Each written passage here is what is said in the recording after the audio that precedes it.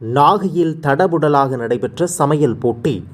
குதிரைவாலி அரிசி பிரியாணி, கருவாட்டு குழம்பு உள்ளிட்ட உணவுகளை செய்து அசத்தி பரிசுகளை அள்ளிச் சென்ற பெண்கள். பெட்ரோலியம் மற்றும் இயற்கை எரிவாயு அமைச்சகம் சார்பாக நாகையில் உள்ள தனியார் கல்லூரியில் சமையல் போட்டி நடைபெற்றது. சமையல் எரிவாயு பாதுகாப்பு மற்றும் கையாளுதல் குறித்த விழிப்புணர்வுக்காக நடைபெற்ற சமையல் போட்டியில் நாகை, கீழ்வேளூர், வேதாரண்யம் உள்ளிட்ட பல்வேறு பகுதிகளைச் சேர்ந்த பெண்கள் பங்கேற்றனர்.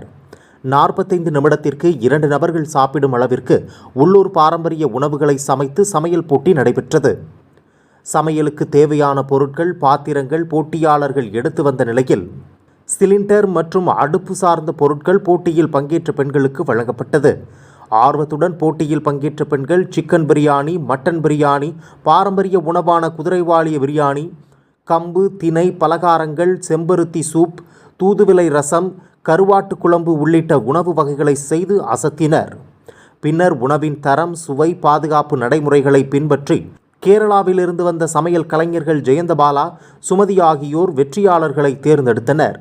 நாகப்பட்டினம் மாவட்ட எரிவாயு சமையல் விநியோகஸ்தர்கள் ஏற்பாடு செய்த இந்த சமையல் போட்டியில் முதல் 3 இடங்களை கைப்பற்றி வெற்றி பெற்ற மணிமேகலை, உமா, ஜோதி ஆகியோருக்கு கீழ்வேளூர் சட்டமன்ற உறுப்பினர் நாகை மாலி பரிசுகளை வழங்கினார்.